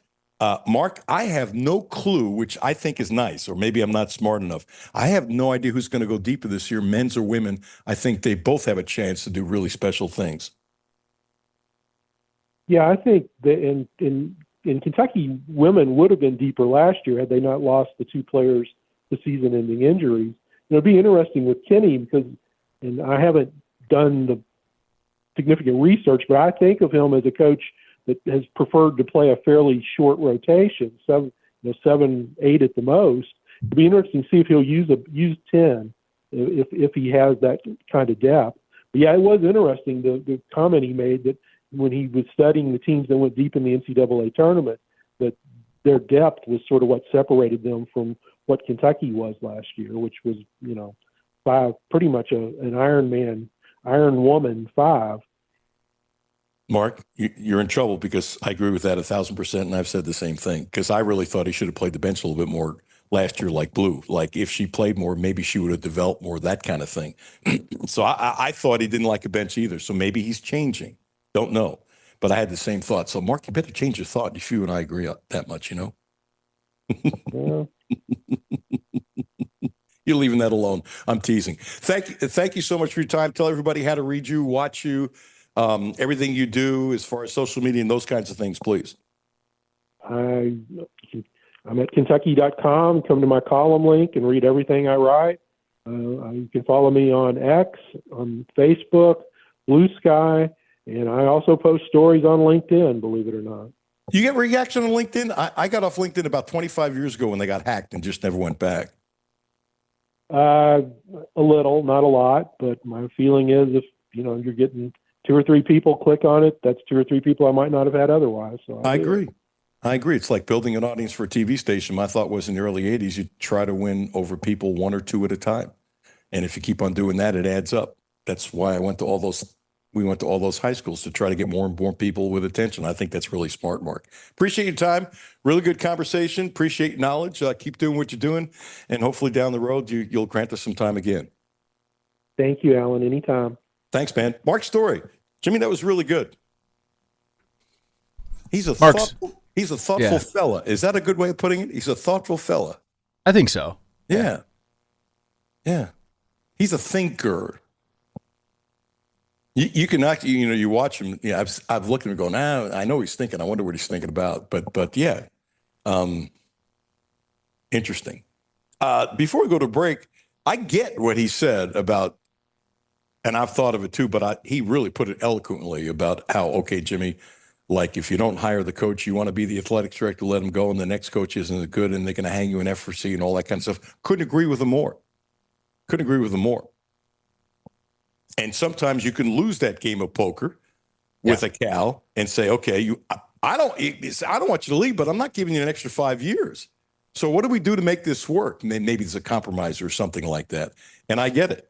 And let's go one step further, amplifying Mark's thing. Suppose Cal left and you hired, let's say 4 or 5, whatever year it was UCLA, I don't remember, it's not important. And you hire the wrong guy. Would people have gone after Mitch? Absolutely. And can I see an AD saying, I don't want that crap on my table? Absolutely.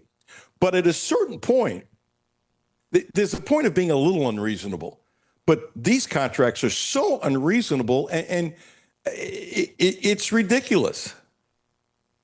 You have to agree with that. You don't have to agree with anything, Jimmy, but I wouldn't have wanted Cal to leave then. There was no sense it was falling apart or anything like that. It was still good. So it's not like, well, I knew it was going to fall apart. No, I didn't. I'm not going to make up anything. But if you want to go to UCLA, then that means your heart's not here. And if your heart's not here, and that's the way to spin it. Like if the only way I can keep you is to give you money, that means you really don't want to be here. And I think you can spin it in a way that you still might get hung in effigy, right? But look, if Stoops wanted to go to A&M, he didn't want to be here. Christian Alden's really strong about that, and I get it. I'm not down on him for that. It's a better job. It just is a much better job. There's no question about it. And so, I don't know. I'd say, Mark, thank you. Thank you. You think I'm in the minority with this opinion? No, I don't think so. It's just kind of the way that all of sports is going now. All the contracts are so ridiculous, the money. And it's almost like it's monopoly money that's been getting sent out there with the amount of years that you're signing guys to and just the dollar. It's not going to go backwards. Coaches aren't going to magically start taking less money. That's a really good way of putting it, monopoly money. I don't know about that. Okay, so I'm going to throw a name out. I'm not suggesting anything, right? But let's say you take an assistant coach. Let's say Stoops is whatever. You're hiring a football coach, and Will Stein is a hot name in Oregon. He played football at Louisville. He's supposed to be really one of the next genius gurus, smart guys, and all that kind of stuff. And I don't know what he's making. We can look it up. I bet it's not $2 million. Oregon pays pretty well. I wouldn't be surprised if he's making $1.5 million. If you get it, Jimmy, that's fine. If not, fine. The point is, he's making over $1 million. Do you mean to tell me if Kentucky wanted to hire a coach and you offer him $4 million a year, would he say no to be a head coach in the SEC? And you can't have collusion because that's how you get antitrust lawsuits, right? Baseball knows all about that. But if word gets out, let's say at Kentucky, I don't want to seem like I'm picking on Stoops. I really don't. But some school in the SEC is hiring a coach, and you're hiring an assistant coach at a big-time program. You have Stein's numbers? Yeah, so he was 1.4 last year, signed an extension. Now it's 1.75. Okay, and all within range that makes sense as the going price, and Oregon's got a lot of money. So trying to pick a school, say Wake Forest. I'm really trying to get away from Kentucky and the SEC on purpose. And you know what? By the same token, too, ACC coaches don't make nearly as much as the SEC schools, so that might be a bad example. I'm just going to use it anyway. So you're Wake Forest. You need a coach. Sorry if there's a Wake Forest person out there who thinks I'm firing their coach. Stop it. I think anybody with common sense knows what I'm doing. You say, okay, we'll pay you $4 million, and you got to give 4 years. You can't hire a coach. You just can't. And if I had to, 5 years, because it's a recruiting cycle and then some. But with NIL, I think you can do 4 years. Say, look, we'll give you $20 million. Okay, and I think with time you can get these contracts lower. And by the way, it's not my money, but I feel that it's the fault of the administrations, and Mark Story eloquently put it. I think it's the fault of these universities to allow this to happen. No? Yeah. That's exactly what it is. And all it's going to take, though, is if all the other schools agree, like, okay, we're going to, or not agree, but they start paying less. One school comes in with a huge donor and gives a coach another $100 million contract or whatever it is for 10 years. Then the other coach is going to go, why? Billy Bob over here just got another big deal. Why don't I get another? So it's just going to take one or two ones to break that cycle again, and then we could start back over. Maybe. Or maybe some schools will say we just can't do it anymore. Yeah. I don't know. I think it's going to be fascinating to watch. My prediction was this thing was going to stop before it has. So I've been wrong about that. But I just don't get it. It's irresponsible. It's absolutely irresponsible. So, okay, you're Will Stein. Easy for me to say. You make what, 1.5, 1.7, whatever the heck it is, less than $2 million a year, right? And you can be a head coach at Wake Forest. Do you turn the job down because you think if you wait, some other school will offer you $7 or $8 million? Probably. Especially if I'm at a place like Oregon. We're on a potential national championship run and could be for the next couple of years with Ann Lanning. They seem to be connected to each other. So if I was him, I would wait. Because, again, like we've talked about, can you live off $1.75 million? Absolutely. And I think you can. Plus, amplifying your point, that because of all the money Oregon has, you will have the availability to every single year work with a talented quarterback because they have all that money. I think we talked about when it came out. You've seen what their facilities look like, right? Yeah. It's unbelievable. Yeah. It's unbelievable. At the time, we wondered if there were many pro teams that had what they had for their locker room. And there's a lot of Taj Mahal, but this is the Nike money out there. It was just those chairs. I can never forget those chairs. You're a 340-pound offensive or defensive lineman. You ain't got no trouble finding a chair to fit your fanny. Can I say fanny? Can I hit the button? Okay. I think college football will continue to change. And Terry Page can change you. She can heal you. She can help you. She's done it for me. I guarantee you her heart and her talent, I believe she can help just about anybody. Everybody, and I don't know if everybody helps out everybody, but she is that special. NaturalHealingAndPainRelief.com, NaturalHealingAndPainRelief.com. Go to the site. She has appointments to make a phone call if you want to talk to her, like a 10 or 15-minute call, tell her your issues, what you need, those kinds of things. You can become comfortable with her and let her help you. She has helped me, that I can tell you. She's helped me tremendously. You hear me say it all the time. In Cutler, Kentucky, Monday and Tuesdays. Here in Lexington, rest of the week. Text her. Use my name. Please use my name. 859-373-0578. 859-373-0578. A couple weeks ago when I was leaving, somebody was coming in who started going to Terry because of the radio show, which I appreciate that. And they appreciated finding out about Terry. And they trusted me about, hey, she really is that good. Okay. 859-373-0578. Alan Cutler, 1300 AM, 92.5 FM. No Filter Radio with Alan Cutler, brought to you by Quantrell Auto Group. QuantrellForLife.com. Hi, this is Alan Cutler. Have a no filter comment? Hit the text line 859-381-1313. 859-381-1313. Houchins Insurance Group is proud to partner with Auto Owners Insurance, a company that provides opportunity for independent agents to make insurance simple for their clients, offering risk management services that range from a renter's policy for your college student to home and auto coverage for your entire family. Houchins Insurance Group assures you that nobody works harder to keep you protected from life's uncertainties. Reach out to AJ Boss or Zach Bennett at 859-263-2771 to see if Auto Owners Insurance makes sense for you. I'm Kathy Binkaman. Over the holiday, there was an attempted fraud attack. My personal banker, Mary Rose, and I networked together, and the first thing that I thought of was I have to text her. And it was just within the next few minutes, there was an entire team that came together collectively. And that's just not the type of service that you typically get from your bank.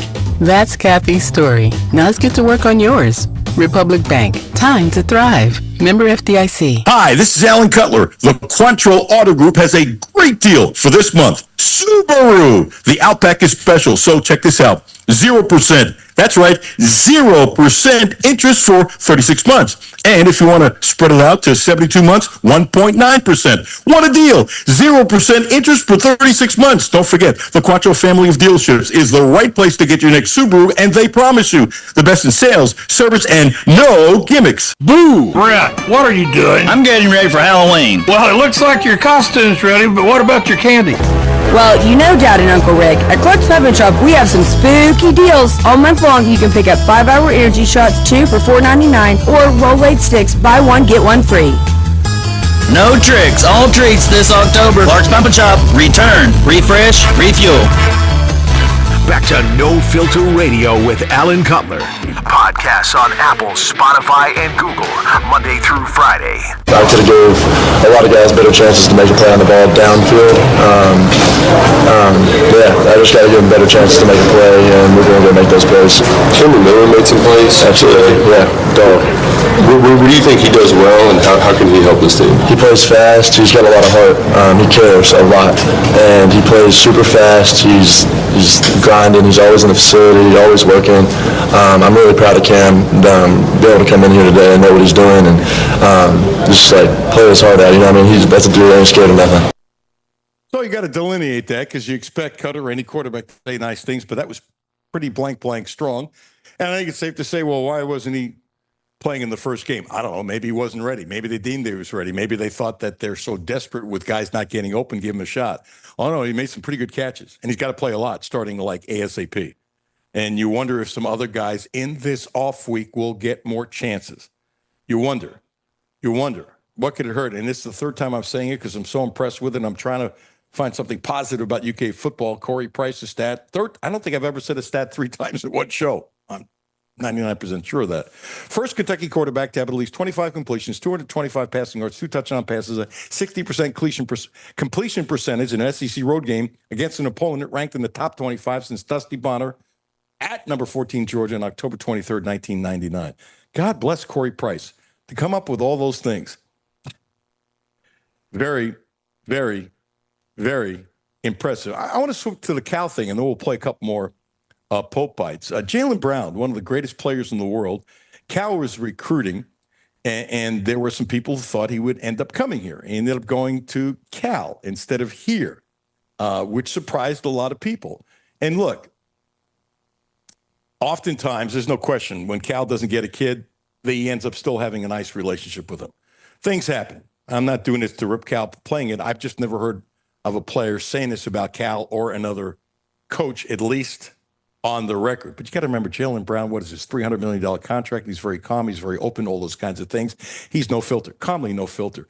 So he turns down Cal. Now, the nice part of this, Jaylen Brown's mother, bless her, made sure that Jaylen Brown called all the coaches who were recruiting him at the end to say, I'm not going there. I think that's very classy. Tells me a lot about Brown. Tells me a lot about his mother. Talking about getting raised right. Okay. Learn how to handle these things. I not a lot of parents do that, and the ones that do, I'll go, good for you, because it's not a comfortable conversation. But part of life is not having what? Comfortable conversations.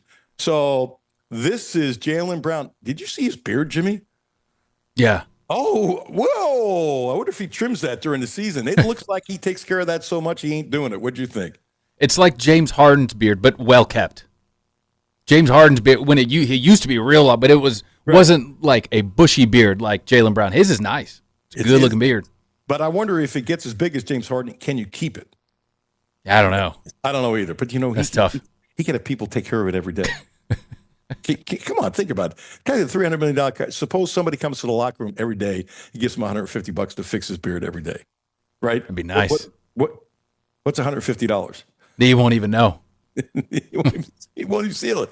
Boy, getting on a tangent, because it's too. You got to go online and look at his beard. The first thing I said was, oh, man, that's impressive. That dude's got a heck of a beard. Anyway, Cal recruited him for Kentucky. He tells Cal no, and Cal's reaction, wasn't really cool. Here it is. That I wasn't coming to Kentucky, and I appreciate him. He said, well, and hung up the phone. It wasn't no, I appreciate you, good luck. It wasn't no good luck. There was nothing. Who else? Bill Self from Kansas, he kind of banged it on me. He didn't, it wasn't like a right like Cutler Perry did. Cutler Perry banged it on me with the swiftness. Like, he was like, next, like I got another joint waiting. Yeah, right. Like, he was like, I'm not stunting you. Like, so that was like, he's like, he wasn't stunting none of it. So he kind of banged it on me. You had an official over there? Official? Did you take I took an official. Drake. When I took an official, Drake was there. Okay. He was the one when he airballed the shot. Oh, you was on that visit? I was on that visit. Big Blue Madness, yeah. That's a great visit. Nah, it was great. They pulled out all the stops. And it was like Kentucky was just it wasn't a place for me. Wow, he was there for the Drake airball. That's impressive. So what do you think about that? Cal just hung up on him, huh? It's interesting how, like you said, how Jaylen Brown was raised. His mom wanted him to do that. I feel like another reason why it's good to do that is you also see the other people's true colors. When you thank them for something, how do they react to it? Are they still cordial with you? Do they just say, on to the next? Now, I think that's pretty telling. Yep. Two quick baseball things. Congratulations to the Lexington Legends. They were voted by their peers in the Atlantic League the League's Promotion of the Year Award for 2025. Pretty cool. And I love this. And I wish somebody would send this to the owners of the Reds. You ready for this? Because with a lot of these, mostly men, people who own teams, the money is superfluous. And plus, when you win, as you know, the value of franchise goes up. John Middleton, who owns the Philadelphia Phillies, and he's got the right guy to be his president, Dave Dombrowski, because Dombrowski will trade his best prospects to get somebody in the major leagues because he's trying to win now. And plus, he's really smart. Okay? Jimmy, you're going to love this quote. And as far as I'm concerned, the Phillies will continue. They might have a bad year every now and then, but over the next 10 years, do I think they're going to be in the hunt? I absolutely do, because of this quote. John Middleton. It was only money. I want to win. If you win a World Series, does it matter how much you had to spend? What would Reds fans, and by the way, I believe this. I did enough radio in Cincinnati. I think Cincinnati fans are great. I thought they supported the Bengals when they sucked really well. And then when they got better, Jimmy, it got really loud quickly. I'll never forget as they started getting better. It was a Monday night game against Denver. Denver was undefeated. And I want to tell you, when it said stand by and went on the air, Jimmy, it's the only time we couldn't hear each other basically in the booth. We have pretty good headsets on. You know what I'm saying? Yeah. So we all kind of looked at each other just before going on here like, wow. You know, when I go on here, it's the perfect crescendo for the timing of Monday Night Football. And I'm just doing a short ditty, and then I'm throwing it to the boys doing the play-by-play in color, Dan and Lap. But we had a moment, look at this, going, you could feel the rush. So I really believe the Cincinnati fans, if they were supported with an owner like John Middleton, would fill up the stands. I will defend them. I think they're great baseball fans. So when you see that, here's my question. Why in the world, I guess we're not going to play more Pope sound, why in the world don't most of the owners have this feeling? Because most of them, from what you understand, have the money to just do this. And in the long run, when you sell your franchise, you make a fortune. And if your place is packed, you're making a fortune more because of it. I got to tell you, if I'm a Pirate fan or I'm a Reds fan, and even Tampa Bay could pick players, but their owner wouldn't spend any money. Same with the A's. And there's enough people with a ton of money that, let me be very direct. There's enough John Middletons out there who love baseball who should be owning all those teams. That's when baseball would be special. Don't you think? Yeah. The old saying, you got to spend money to make money? Yeah, it was only money. I want to win. If you win a World Series, does it really matter how much you spend? That's my favorite quote. It really is. No football this week. I'm going to go to Pro Day. They're going to have a little practice. I will talk about that tomorrow. Looking forward to it. Hope the rain stops. I don't know where it is by you, Jimmy, but it's been pounding here. Is it pounding by you? Yeah, it has not stopped downtown for the last 3 hours or so. Wow. Same thing here. You know, sometimes across town, it's like boom here and not boom there. It's been boom everywhere. Jimmy, thank you so much. I appreciate it. Big thanks again to Mark Story. Big thanks again to Chris Chenal. Fun conversation. Fun. Appreciate you listening. Appreciate you telling your friends. I'm no filter and I'm having fun. Agree or disagree, it's okay. May we all learn how to respectfully disagree. Respectfully disagree. And if you can do that, sometimes you find some common ground because you're not yelling and screaming at each other. I believe that. I love when Chris says that. The same kind of thing his own way after he finishes. Can we all get along? Can we all get along? Count your blessings. Thank you, Jimmy. Brad.